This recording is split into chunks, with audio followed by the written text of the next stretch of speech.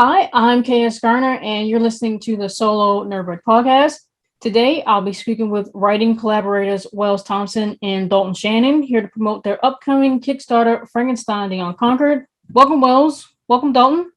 Hi. Hey, thanks for having us. Thanks for having us on. Yeah. Well, thank you for joining me. But outside of my introduction, who is Wells Thompson and Dalton Shannon, and what are you two about individually? We're a dance team. We've won quite a few awards, none of them for dancing, but we keep striving to be the best we can. We are a writing duo. We mean very little without the other. The commitment runs that deep. No, we're both writers. We both write comics mostly together. We went to the same college and realized that we were both our particular brand of strange, and rather than go it alone in this big scary world called the creative process, comics, trying to make a job doing something you kind of like as opposed to being wage slave, we decided to do it together, and it's worked out pretty well so far. We are about, individually, I, Wells Thompson, am about I'm really into Elden Ring right now. I foster cats. Oh, me too. I foster cats, and I'm a server at a restaurant. So those components individually make up my newsletter called Comics, Cats, and Cocktails, where we talk about those things. In that order. In that order, generally. And I'm Dalton, and I make comics, and that's about as deep as it goes. I like things that punch other things, and I like comics. You have to understand, he works for Walmart, so they own the part of his brain that's good at coming up with stuff on the spot.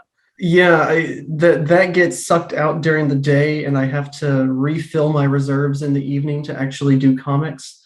But it's not a deep pool of inspiration to begin with. It's just things punching other things in a comic book. So that's really all there is to it. Swamp Thing, Superman. Yeah, it's all great. It's like Swamp Thing, Superman, Doom Patrol, and then statues of Samus Aran, and that's like the entire well of inspiration. Yeah, it's not a deep pool. Yeah, it doesn't have to be deep. I mean, it is what it is. The water's great. It's pretty shallow. So what is Frankenstein the Unconquered about? Well, that is on the one hand a loaded question and not loaded at all, because it started off about as shallow as the aforementioned pool, where it's Frankenstein meets Conan the Barbarian, and that's the elevator pitch. That's Frankenstein traveling a bombed-out apocalypse with a broadsword, fighting other monsters.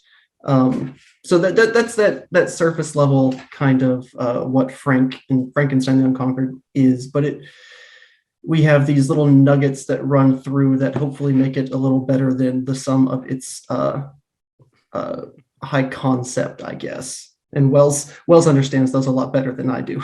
It's one of those things where if you ask me and Dalton something that we've worked on very closely together, what is this about? You're going to get two very different answers. So Frankenstein the Unconquered on one level is a throwback to old school adventure comics like Conan the Barbarian, and kind of those action-y B movies like Terminator 2, Mad Max, things like that, as well as an homage to Universal Horror Monsters, which we both have a strong love for. The old like Bela Lugosi Dracula movies, Frankenstein, Boris Karloff, The Invisible Man, Wolfman, things like that.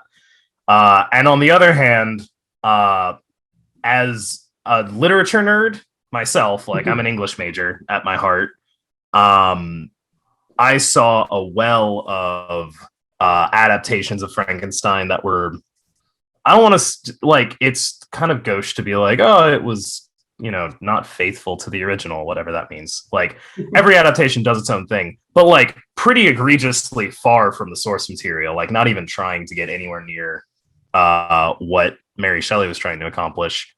And so when presented the opportunity, I was like, yeah, let's do something cool with that. Let's bring it, let's do our own thing with it, but bring it a little bit closer to the source material, and in doing so, investigate some of the themes that were in the book, namely this sort of toxic masculinity that runs through Frankenstein and those kind of hyper masculine characters, Conan the Barbarian, Mad Max, all sort of build upon this this idea of being hyper masculine to the detriment of everything else. Mad Max less so, but like Fury Road is a great example of like the villain is hyper masculine and it's to the detriment of everything else. Yeah, I like to think that Mary Shelley is rolling in her grave, but she's doing it with a hint of pride. Yeah. Mary Shelley was hardcore. let's appreciate that for a minute. Yeah, she was. So another comic that you both collaborated on was Mechaton, and was also successfully funded on Kickstarter.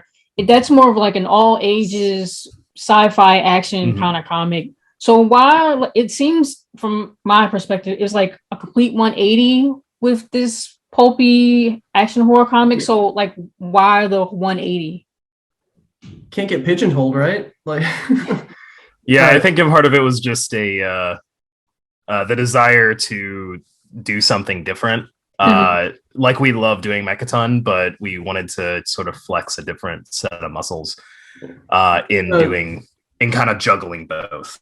Yeah, and it's almost the timeline that's behind the scenes isn't readily apparent, but Mechaton was actually the 180 because Frankenstein original. We've been working on Frankenstein in like ash cans and anthologies for a few years now, and after we did our first collaboration on Descent into Dread through Caliber, we were like, we need to do something more fun and energetic and lighthearted. And what better story than about a glove that turns anything it punches into a giant robot? So that was our 180. And now we're kind of circling back and fully fleshing out those ideas we've only ever explored in the short story format. Yeah. It's also like, thematically speaking, they aren't as far from each other as you might think. Like, Mechaton is very much an all ages story that's meant to be fun and energetic and I mean, different aesthetically, sure. But both of them have that element of like, I don't know, pulpy old school comics kind of joy to them. And the feeling that like, I really want to see whose ass is going to get kicked, what kind of monster they're going to throw on the page. At least that's what we strive for. That's what we hope for. While also never take themselves too seriously. Yeah, you have to be able to you have to be able to point your own story and go, hey, look at how stupid this is. And I think in both, I think there's plenty of material in both where we do that. Yeah, I was while I was reading them, I kind of thought in a way that Frankenstein may have been first and then you did Mechaton, because that's what happens a lot when I speak with creators, is that not the idea, but the project they're working on now is something they've been working on for a long time. They kind of had to just put it aside for a second, or they didn't really know what to do with it. Like they had it and they had these certain components that they wanted to put in there, but they didn't really know how to. They couldn't flesh it out, so they had to work on something else first. And then eventually they came back to it with a better idea of what they wanted. So that's kind of what I got from that. Yeah. Anyway, but I mean, yeah, right. What you're saying that this Mechaton is actually the 180 makes sense to me. Sort of. Like, I mean, in the grand timeline of things, I think the idea for Mechaton did come first. But that it was like in a very different form. Yeah, it was, I mean, basically a different reality than what we're living in. Yeah. And then when we started working together, Frank was basically a writing exercise. It was just, you know, how can we write a story in 8 pages and how can we make it really cool? So we did Frankenstein, and then we drew that and started selling it in booths, and that's what at like comic conventions, and that's what started our entire career in comics. So eventually, we always come back to Frankenstein and go, what more can we do with this? And for a while, the answer was, maybe it just needs to stay in like the 8-page format, and there's really not a lot more we can do with it. And then and then Dalton uttered the phrase, "What if he fights Mecha Frankenstein?" And I said, okay, let's do it. I think that's most of how our stories start, right? Yeah, it's just something completely dumb and that should never work. And then we keep on coming back to it. And we're like, okay, but hear me out. What if it works? No, please, I'm serious this time. Well, how difficult was it or if it was even difficult, was the world building for either of you for this? So how did you manage to create a world that is totally your own and integrate your influences into it, but maintain Frankenstein the Unconquered as yours in your world and not someone else's? Right. So how do you take Conan the Barbarian and Mad Max and put them all together and Frankenstein and create this world where you bring him back after all these years, and this is yours, but we can see the influence at the same time. Like you don't see, I guess, like you say these are your influences, but this is also your stuff as well. So how do you, I guess, balance that? You rip off ruthlessly. Just pull everything from everywhere. That's all it is. I mean, I think there is definitely some creativity in there. It's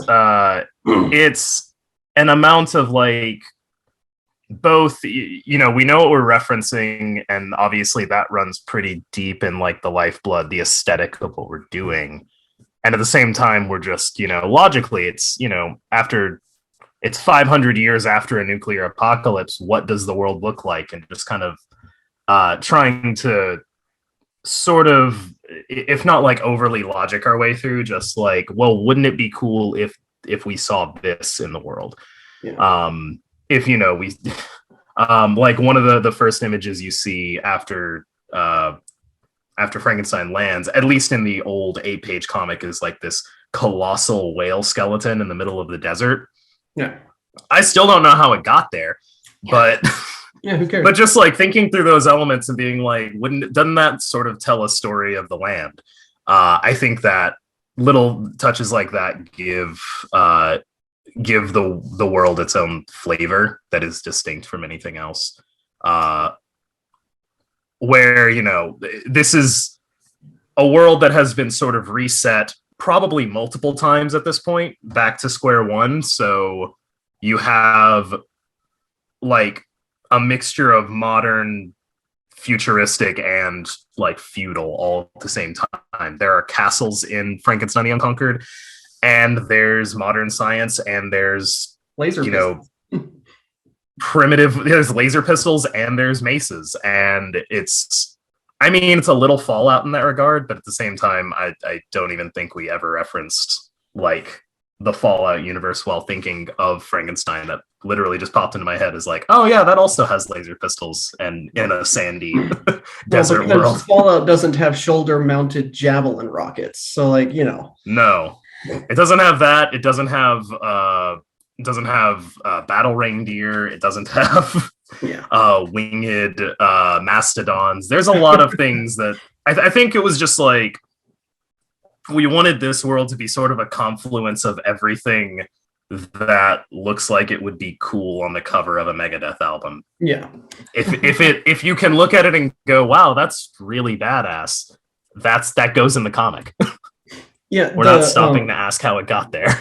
Yeah, because when you're working with something like Frankenstein, and make no mistake, Frankenstein the Unconquered is a sequel to Mary Shelley's Frankenstein.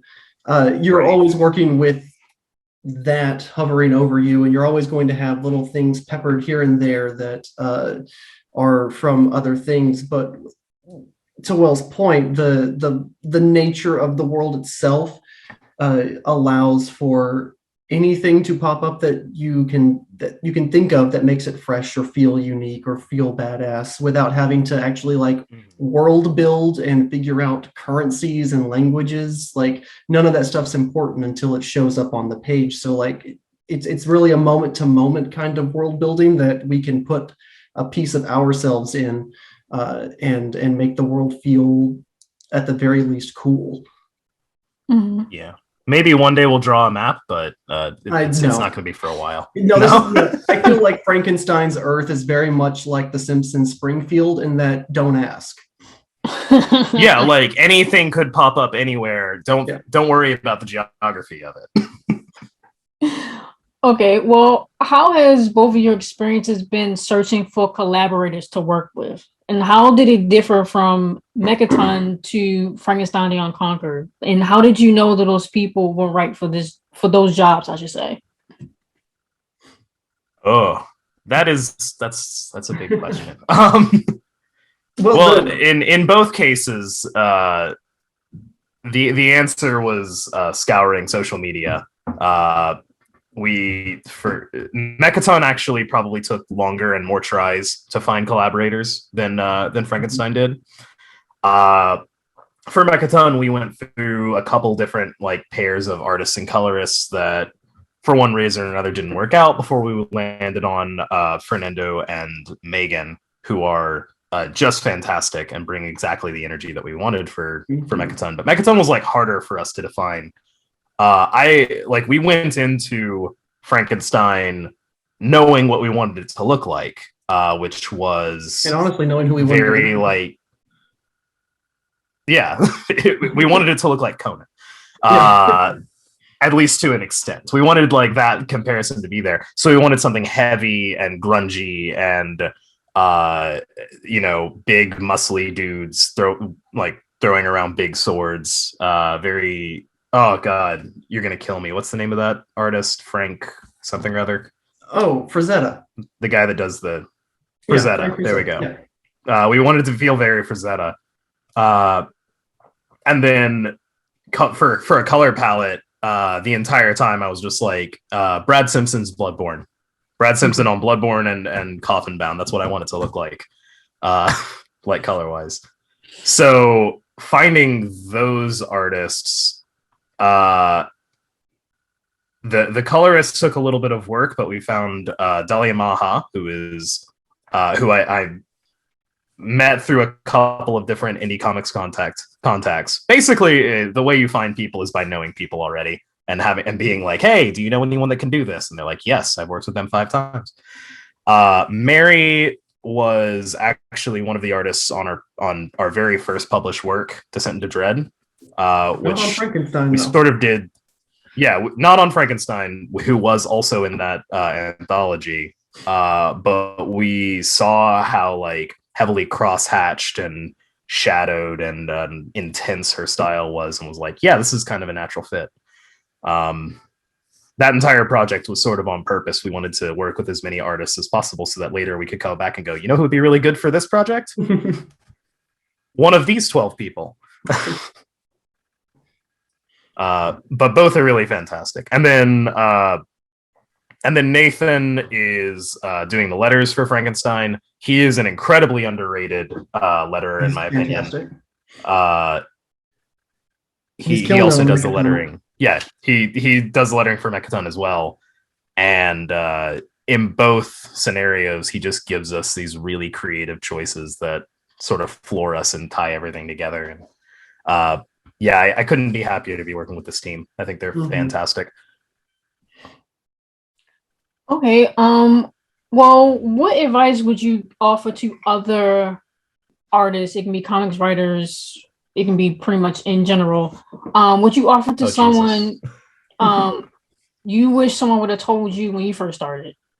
Don't do it. I was gonna say that, but I didn't want to be like. No, it's a wonderful, fulfilling process, but it is also extremely stressful and expensive, especially to be a writer. I can't speak to the artist side of things, but there's no like demand for comic writers. No one's out here being like, God, I want to draw something cool, but I really, really need someone to help me make it a reality. They just go draw it. So if you want to write comics, the reality is you got to put a lot of money forward and say, hey, I need you to draw my thing, and I need you to do it well, and I need to be able to pay you to like a reasonable rate to do it. Which sucks, but I've never met a comic creator that didn't have a second job, so that's just sort of the reality of it, at least right now. My hope is that one day we will see a market that is less broken than the comics market, but the comics market is completely broken. So sorry. Yeah, I told you don't do it. If you're looking to make like a long-term business decision for yourself, probably do something else. But if you're making comics because you love comics and you want to like make art that is like worthwhile and lasting, then I think it's a great endeavor, and it certainly teaches you how to work with a creative team in a way that really no other business will. And it teaches you how to create things in a very personal way. But yeah, those two things, it's expensive and it's a headache. And you just have to be willing to deal with that. Yeah, well, there is no plan B, so like comics had better work because I don't know how to do anything else. Same. But in terms of it, like I wish somebody had told me like just how much it can feel like work sometimes. Like, because you go in wanting to do the thing you're passionate about and make comics. Or the 19 things that Dalton's passionate about. Yeah, like it all comes back to comics. He comes to me like every week. He's like, hey, I have an idea for a superhero thing. And I'm like, can you just slow down, please? There's always something new. But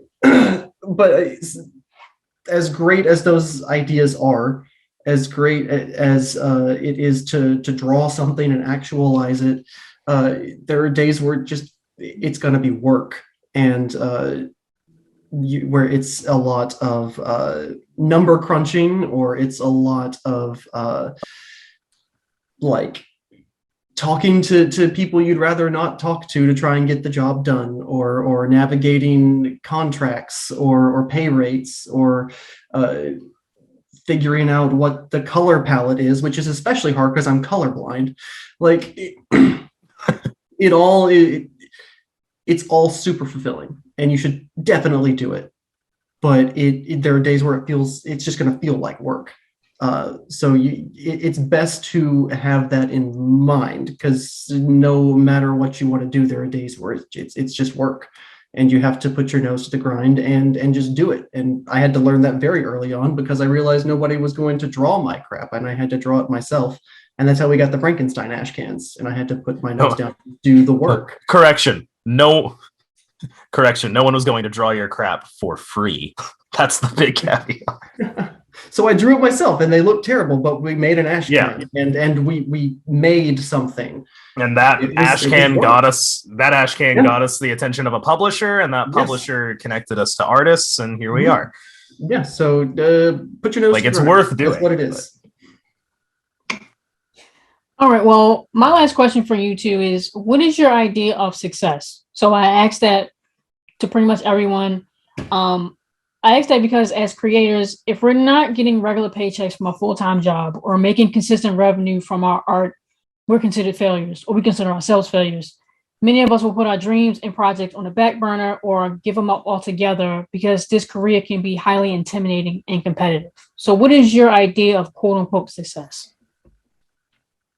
I was hoping you guys knew.